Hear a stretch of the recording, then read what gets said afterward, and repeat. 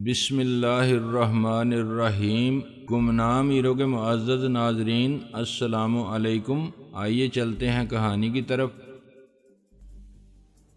اس باعزت زندگی کو دیدہ و دانستہ ٹھکرا کے وقت اور رسوائی کی اس عذابناک حالت کو قبول کر لوں گا جس کا عبرتناک نظارہ میں نے صرف ایک بار کیا تھا تو جینے کی امنگ ہی دم توڑنے لگی تھی، اور زندگی کی تصویر کا ایسا بھیانک روپ دیکھنے کے بعد اس کے حسن کا تصور اتنا ہی ناممکن لگتا تھا جتنا قبر میں لیٹے ہوئے مردے کے لیے چند فٹ اوپر کی دنیا کا تصور۔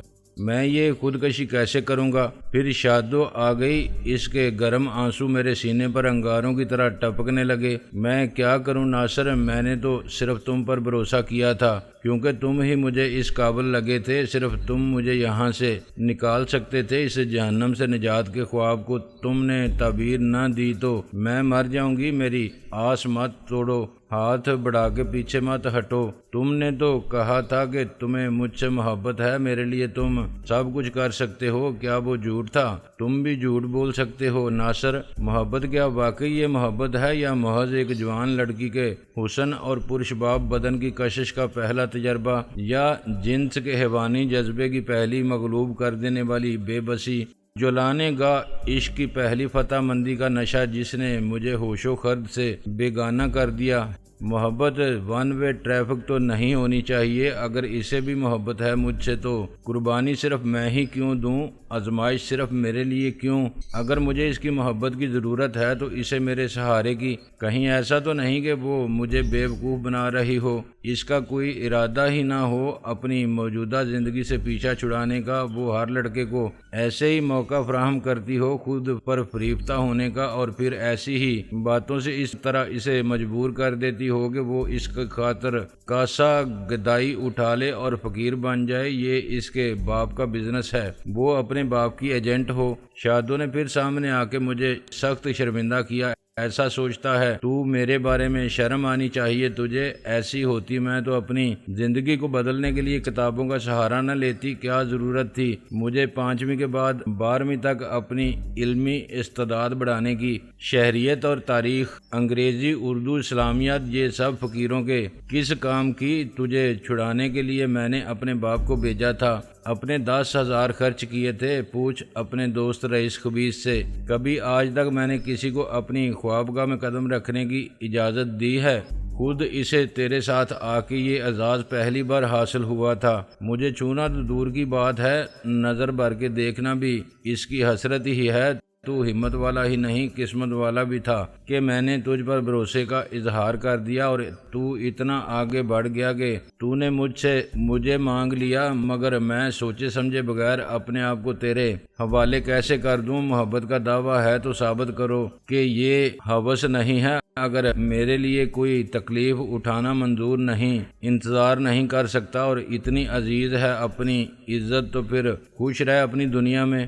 میں انتظار کروں گی کسی اور کا، ورنہ اکیلی ہی نکل جاؤں گی جان ہتھیلی پر رکھ کے۔ میں کروٹیں بدلتا رہا اور پھر اٹھ بیٹھا۔ عقل میری مخالفت پر کمر بستہ تھی اور دل کی ہر دلیل کو مسترد کر رہی تھی۔ یہ بے وقوفی کی بات ہے، احمقانہ شرط ہے۔ چلنا ہے تو ابھی چلے میرے ساتھ، میں قدم آگے بڑھا کے پیچھے ہٹنے والا نہیں ہوں۔ میں صبر بھی کر سکتا ہوں اور انتظار بھی، تاکہ اسے اعتبار آئے کہ یہ صرف محبت تھی، ہوس نہیں۔ مگر اس کے لیے میں فقیر بن کے فقیروں کے ساتھ رہوں اور ذلت اور رسوائی کی زندگی گزاروں؟ بلا وجہ آسان کام کو مشکل بنانا اس پاگل پن کا کوئی جواز نہیں۔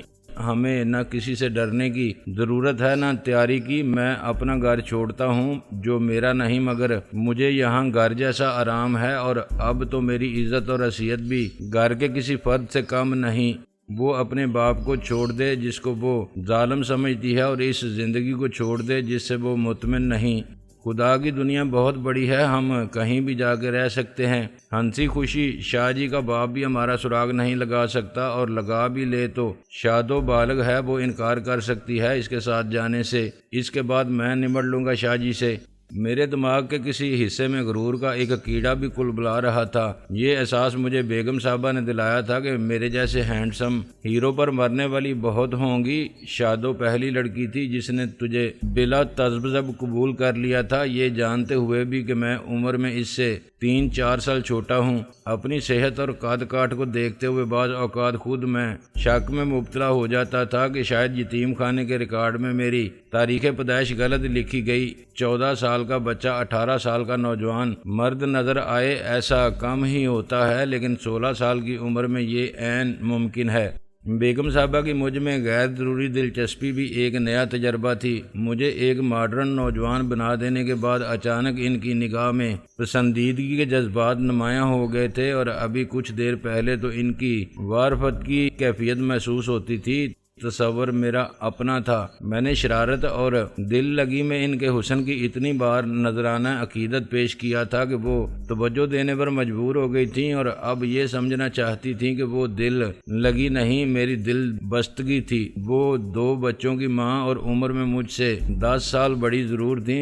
इन्हें किसी तरह भी ये इल्ज़ाम नहीं दिया जा सकता था कि वो अपने नाअसूदा जज्बात की तस्कीन के लिए इखलाकी कदरों को पामाल कर सकती हैं। कसूरवार हमेशा वो होते हैं जो वफा परस्ती की मजबूत फसील में रखना तलाश करते हैं या चोरों की तरह जज्बात के हिसार में नकब लगा के औरत को कमज़ोर करते हैं और इसे तमाम उम्र इल्ज़ाम का बारे नदामत उठाने के लिए छोड़ जाते हैं।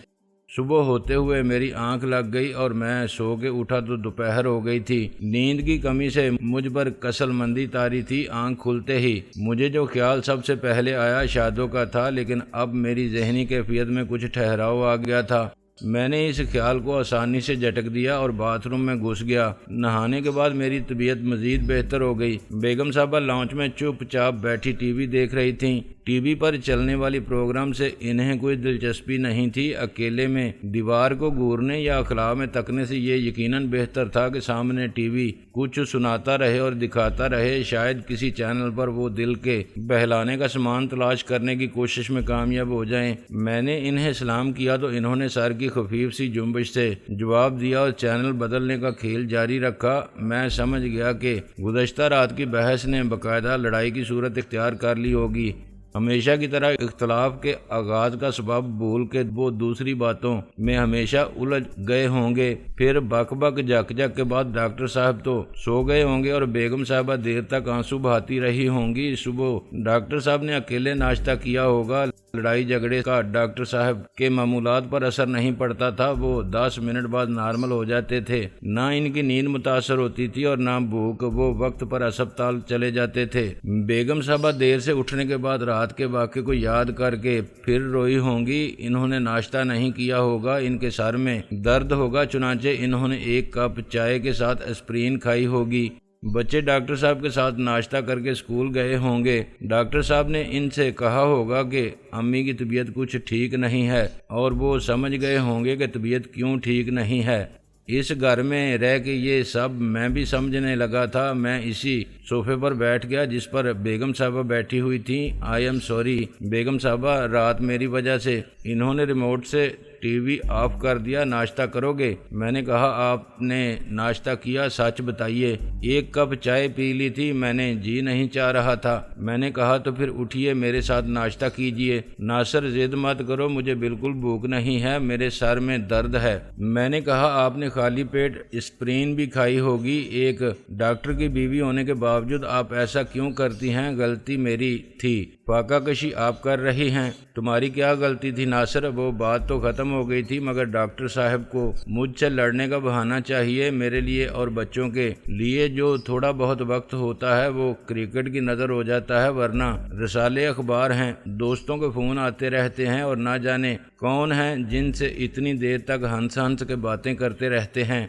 इतनी देर कभी मुझसे हंसकर बात नहीं की, कान पक गए हैं मेरे ये बात सुनते सुनते कि भाई डॉक्टर, क्रिकेटर और एक्टर के पास खुदा का दिया सब कुछ होता है, स्वाए वक्त के सब के लिए वक्त है, स्वाए बीवी के। इनकी आवाज़ गुलूगेर हो गई। मैंने इनका हाथ थाम लिया। चलिए छोड़िए, अब तक आपको आदी हो जाना चाहिए ऐसी बातों का। कैसे आदी हो जाऊं नासर? मैं भी इंसान हूं, आखिर मेरे भी जज्बात हैं। मैं कोई घर में रखा हुआ डेकोरेशन पीस नहीं हूं। क्या मैं रवैये के फ़र्क को भी महसूस ना करूं? میں نے دیکھا ہے وہ کیسے بات کرتے ہیں اور پرانے دوستوں سے نہ جانے کہاں کہاں سے نکل آتی ہیں پرانی کلاس فیلوز رشتے کی کزن، اور ان سے شفا پا کے مرید ہو جانے والیاں، ان کی آنکھوں سے آنسو بہنے لگے۔ برا مت مانیے گا میری بات کا بیگم صاحبہ، ایک حد تک ڈاکٹر صاحب سے متفق ہوں۔ ڈاکٹر کو کرکٹر اور ایکٹر، ان سے شادی کرنے والی لڑکی کو یہ پہلے ہی سمجھ لینا چاہیے کہ بعد میں بھی ان کا معمول وہی رہے گا، ان کی مصروفیت اور ان کے مداح کم نہیں ہو سکتے۔ مگر یہ غلط بات ہے ناصر، اتنا خیال ہے اپنی مصروفیات کا اور اپنے چاہنے والوں کا تو پھر شادی کرنے کی کیا ضرورت ہے؟ وقت نہیں ہے۔ بیوی بچوں کے لیے تو یہ ذمہ داری قبول کر کے کیوں اپنے آپ کو بھی مشکل میں ڈالتے ہیں اور کسی کی قسمت پھوڑتے ہیں؟ میں نے انہیں پہلے بھی لڑائی کے بعد اسی موڈ میں دیکھا تھا، مگر غم گسار کے رول میں ان کے سامنے آنے کا یہ پہلا موقع تھا۔ بیگم صاحبہ کو بھی کسی نے کبھی سر رکھ کے رونے کے لیے اپنا کندھا پیش نہیں کیا تھا، وہ اکیلے ہی رو دو کے چپ ہو جاتی تھیں، پھر ڈاکٹر صاحب انہیں منا لیتے تھے اور زندگی کی سپر ایکسپریس جو کسی فضول سی وجہ کے سبب چھوٹے سے اسٹیشن پر رک جاتی تھی پھر چل پڑتی تھی، مگر میری ہمدردی نے ان کو دل کی بڑاس نکالنے کا موقع ایسے وقت پر فراہم کیا تھا جب ان کے دل میں غبار پوری طرح بھرا ہوا تھا۔ میں بڑی مشکل میں پھنس گیا تھا بیگم صاحبہ کے، میں اتنا قریب پہلے کبھی نہیں ہوا تھا۔ میں ان کے ہیئر اسپرے کی پرفیوم کی خوشبو کے نرگے میں آ گیا تھا جو وہ اپنے غسل کے پانی میں ڈالتی تھیں۔ اب یہ ناممکن تھا کہ میں ان کو دھکیل کر دور کروں اور کھڑا ہو جاؤں۔ میرا دایاں ہاتھ ان کے جسم کے نرم حصوں میں دھنس گیا تھا اور میں مجبور ہو گیا تھا کہ بائیں ہاتھ سے ان کے چہرے پر آ جانے والے بال ہٹا دوں اور پھر ان کے رخساروں پر بہنے والے آنسو بھی صاف کروں۔ مجھ پر اس خیال سے گھبراہٹ طاری تھی کہ یہ منظر کسی نوکر یا نوکرانی نے دیکھ لیا تو انہیں خاصا رومانٹک نظر آئے گا۔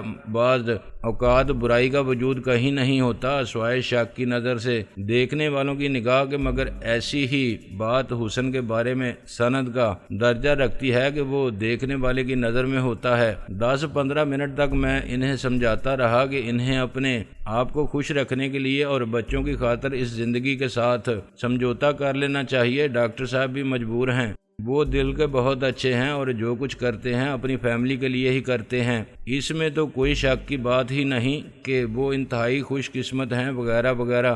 عقل کی منطقی بات کو تسلیم کرتے ہوئے پریکٹیکل انداز فکر اختیار کر لینا تو ممکن نہیں تھا۔ بالآخر ان کے آنسو ختم ہو گئے تو انہوں نے میرے کندھے پر سے سر ہٹا کے مجھے شکر گزاری سے زیادہ خفت امیز مسکراہٹ کے ساتھ دیکھا۔ لو، میں نے تم سے ناشتے کے لیے کہا اور خود تمہیں جانے نہیں دیا۔ میں نے انہیں ہاتھ پکڑ کے کھڑا کر دیا، میں جاتا بھی کیسے آپ کے بغیر۔ میرے اس جملے کے جواب میں انہوں نے باقاعدہ شرما کے کہا، تمہاری باتوں سے میرا دل بڑا ہلکا ہو گیا ناصر۔ ناشتے کی میز پر کوئی بات نہیں ہوئی۔ میں یہ سوچتا رہا کہ کیا شادوں سے کیے ہوئے وعدے کے مطابق آج میں اس گھر کو ہمیشہ کے لیے خیر باد کہہ سکتا ہوں۔ رات کے مقابلے میں اب مجھے یہ بات زیادہ مشکل لگی۔ میں نے ابھی تک ڈاکٹر صاحب سے بھی نہیں کہا کہ میری رقم بینک سے نکال کر میرے حوالے کر دیں، وہ یقیناً پوچھتے کہ کیا ضرورت پڑ گئی ہے ایسی۔ گزشتہ رات تو یہ بات کرنا ہی ممکن نہ تھا۔ صبح کو میرے جاگنے سے پہلے بہت پہلے چلے گئے تھے اور 1 گھنٹے میں بینک کے اوقات کار ختم ہونے والے تھے۔ شام کو ان سے بات کرنے کے بعد میں کہہ سکتا تھا کہ میں بینک میں کیش رکھنا نہیں چاہتا، میں پرائز بانڈ خریدنا چاہتا ہوں یا NDFC کے سرٹیفکیٹ۔ وہ انکار نہ کرتے مگر 2.25 لاکھ کا چیک بھی نہ کاٹتے۔ وہ کہتے کہ اچھا میں آج منگوا لوں گا اور رکھوا دوں گا لاکر میں۔ میں ان سے کسی سودے کی ادائیگی کے لیے رقم نہیں مانگ سکتا تھا، نہ کسی کا ادھار چکانے کی بات کر سکتا تھا۔ وہ کہتے کہ کیش دینے کی کیا ضرورت ہے، چیک دے دو، مگر اس سے پہلے وہ پوچھتے کہ آخر میں نے کیا سودا کیا ہے اور کس سے قرض لیا تھا۔ اپنا پیسہ وصول کر کے شادوں کے حوالے کرنے کا ایک ہی طریقہ تھا، میں ان سے صاف کہہ دوں کہ میں کہیں جا رہا ہوں، اس گھر سے ہمیشہ کے لیے رخصت لوں اور پھر سچ مچ چلا جاؤں۔ ان کو کچھ نہ بتاؤں کہ میں نے اچانک جانے کا فیصلہ کیوں کر لیا، میں کہاں جا رہا ہوں اور آئندہ یہ پیسہ میں اپنے پاس کیسے رکھوں گا، میرے بینک اکاؤنٹ کو آخر کون آپریٹ کرے گا۔ یہ سب مجھے مشکل ہی نہیں ناممکن نظر آتا تھا۔ وہ شریف اور نیک دل لوگ میرا خیال رکھتے تھے، کیونکہ ان کے نزدیک میں ابھی بچہ تھا۔ ان کی مہربانیوں اور حسن سلوک کے جواب میں یہ کہنا کہ جناب آپ بحث مت کریں، میرا پیسہ شرافت سے میرے حوالے کر دیں، میں اپنا برا بھلا سمجھتا ہوں، میں اسے اپنی جیب میں ڈال کے پھروں، زمین میں گاڑ کے رکھوں یا کسی اور کے حوالے کر دوں، اس کی فکر آپ کو کیوں؟ ڈاکٹر صاحب غصے کے تیز تھے اور وہ میرے جانپڑ بھی رسید کر سکتے تھے اور یہ بھی کہہ سکتے تھے کہ اچھا جاؤ جہاں جانا ہے، سامان اٹھاؤ اور دفع ہو جاؤ، پیسہ میں نہیں دے رہا، چاہو تو پولیس کے پاس جا کے رپورٹ لکھوا لو یا کیس کر دو مجھ پر عدالت میں۔ شادو کی یہ بات بھی مجھے اس وقت نہایت غلط لگی کہ میں اپنی ساری رقم اس کے اکاؤنٹ میں ڈال دوں، پیسہ بینک میں پڑا ہے تو پڑا رہے، ڈاکٹر صاحب کے پاس بھی محفوظ ہے، پھر بلا وجہ ایک جگہ سے دوسری جگہ ٹرانسفر کرنے کا فائدہ؟ وہ تو چاہتی ہے کہ میں آئندہ ڈاکٹر صاحب کی فیملی سے تعلق بھی نہ رکھوں۔ محبت کا کیا یہ مطلب ہے کہ باقی دنیا سے قطع تعلق، ساری دنیا کو چھوڑ دینے کی بات ایک فلمی استعارہ ہے، ورنہ یہ کیسے ہو سکتا ہے کہ میں تارک الدنیا ہو کے شادو کی مالا جپنے بیٹھ جاؤں۔ ناشتے کے بعد میں نے پڑھنے کی کوشش کی۔ میٹرک کے سالانہ امتحانات میں اب صرف 2 مہینے رہ گئے تھے، ابھی تک میں نے بہت کم پڑھائی کی تھی۔ میرا خیال تھا کہ آخری 2 مہینے میں کورس مکمل کر لینا میرے لیے کوئی مشکل نہیں ہوگا، مگر اچانک میری توجہ اور یکسوئی ختم ہو گئی تھی۔ میں حالات میں رونما ہونے والی تبدیلی سے ذہنی انتشار کا شکار ہو گیا تھا۔ اپنی انتہائی کوشش کے باوجود بھی میں شادو کی صورت کے نقش کو نہ مٹا سکا، جو کتاب کے ہر صفحے پر ایسے ابھر آتا تھا جیسے سینما کے پردے پر تصویر اس سے نظر نہیں ملا سکتا تھا۔ اس کی آنکھیں مجھ سے ایک ہی سوال کرتی تھیں، تو آج سب کچھ چھوڑ کے شادو کے پاس آئے گا نا؟ سطریں گڈمڈ ہو جاتی تھیں اور اچانک مجھے احساس ہوتا تھا کہ میں کچھ بھی نہیں پڑھ رہا ہوں، میں تو اپنے ہی سوالات اور جوابات کے الجھاؤ میں پھنسا ہوا ہوں، جذبات کی شوریدہ سری اور عقل کی مصلحت اندیشی کے دلائل سن رہا ہوں اور دل و دماغ کی رساکشی دیکھ رہا ہوں۔ یہ تم نے مجھے کس آزمائش میں ڈال دیا شادو؟ اگر میں اس آزمائش میں پورا نہ اترا تو میرا کیا ہوگا؟ تمہارا کیا ہوگا؟ تم پر کیا گزرے گی اور مجھ پر کیا بیتے گی؟ میں کیا کہوں گا اور جو تم کہو گی وہ کیسے سنوں گا؟ میں سر تھامے بیٹھا تھا کہ بیگم صاحب کی آواز آئی، ناصر تمہارے لیے فون ہے۔ میں ایسے اچھل پڑا جیسے میرے خاموشی کے سارے خیالات کو انہوں نے چھپ کر سن لیا تھا اور مجھے معلوم نہیں تھا کہ وہ خاموشی کی زبان سمجھنے پر قادر ہیں۔ کیوں؟ کیا ہوا؟ کس سوچ میں اتنے گہرے ڈوبے ہوئے تھے؟ انہوں نے مسکرا کے کہا، میں نے کچھ نہیں، ذرا امتحان کے خیال سے پریشان تھا، ابھی تک پڑھائی نہیں ہوئی ٹھیک سے۔ میں نے اٹھتے ہوئے کہا، کس کا فون ہے؟ ڈاکٹر صاحب کا، انہوں نے سپاٹ لہجے میں کہا۔ میں نے حیران ہو کے ریسیور اٹھا لیا اور کہا، یس سر۔ بھائی ناصر، وہ دراصل صبح تو تم خواب خرگوش میں گھوڑے بیچ کے سو رہے تھے جب میں گھر سے نکلا۔ ایک تو یہ کہ کل رات کچھ زیادتی ہو گئی مجھ سے۔ میں نے کہا، سر غلطی میری تھی، آپ مجھے شرمندہ مت کریں۔ دوسری بات یہ کہ تمہاری آنٹی سے کچھ چوں ڈم ہو جاتی ہے اکثر باتوں میں، تم تو جانتے ہو جب تم شادی کرو گے اور تمہیں واقعی محبت ہوگی اپنی بیوی سے تو تمہارے ساتھ بھی ایسا ہی ہوگا۔ میں نے ہنس کے کہا، ٹیمپ ٹاک چوں ڈم؟ اور بیگم صاحبہ نے مجھے حیرانی سے دیکھا۔ ہاں نہ ہو مرنا تو جینے کا مزہ کیا؟ لڑائی کے بغیر محبت ایسی رہتی ہے جیسے مسالے کے بغیر چاٹ۔ تو اب مسئلہ یہ ہے برخوردار کہ آج شام ہمیں جانا تھا ایک شادی میں اور تمہاری آنٹی کو کچھ شاپنگ کرنی تھی۔ جیسا کہ تم دیکھ رہے ہوگے ان کا موڈ ہے احتجاجی بائیکاٹ کرنے کا، کیونکہ شادی ہے ان کے سسرال میں۔ کل صبح میں نے کہا تھا کہ میں ساتھ چلوں گا، مگر شام کو وہ ہو گئی۔ ٹیمپ ٹاک چوں ڈم، میں نے کہا اور بیگم نے خاصا برا منہ بنایا۔ وہی اب تم یوں کرو کہ انہیں کسی طرح شاپنگ کے لیے اپنے ساتھ لے جاؤ، بچے تو ابھی اسکول سے آئے نہیں ہوں گے، ہو سکتا ہے تمہارے کہنے سے وہ مان جائیں۔ میں نے کہا، سر ویسے یہ کام آپ کا ہے۔ ہاں بھائی میرا ہے، میں ہی کرتا آیا ہوں اب تک، لیکن آج تمہیں پاور آف اٹارنی دے رہا ہوں۔ میں 8 بجے سے پہلے کسی صورت نہیں آ سکتا۔ ایک وزیر کے بہنگے سالے کی آنکھ ٹھیک کرنی ہے، وہ تو کانا کر دے گا مجھے اگر میں نے آج بھی آپریشن ملتوی کیا۔ I think you can do it, will you? Sure sir, मैंने कहा। थैंक यू, माशाल्लाह, गाड़ी अब तुम ठोके बगैर चला लेते हो तो ड्राइविंग भी खुद करना।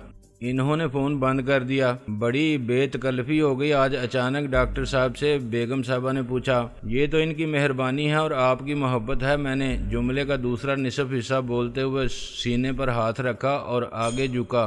एक्टर अच्छे हो तुम, सीधी तरह बताओ क्या कह रहे थे डॉक्टर साहब? मैंने कहा, कहना क्या था, ज़ारो कतार रो रहे थे, हिचकी बंध गई थी। 2 बार पानी पिया, 1 बार नर्स से लखलखा मंगवा के भी सूंगा। बस अब आप इनको माफ़ कर दें, वो भी कभी टैं पटाख चूं डम नहीं करेंगे। वो खिलखिला के हंस पड़ी। अच्छा वकील किया है इन्होंने, मगर ये माफ़ी का मामला इनके और मेरे दरमियान है, वो खुद माफ़ी नहीं मांग सकते।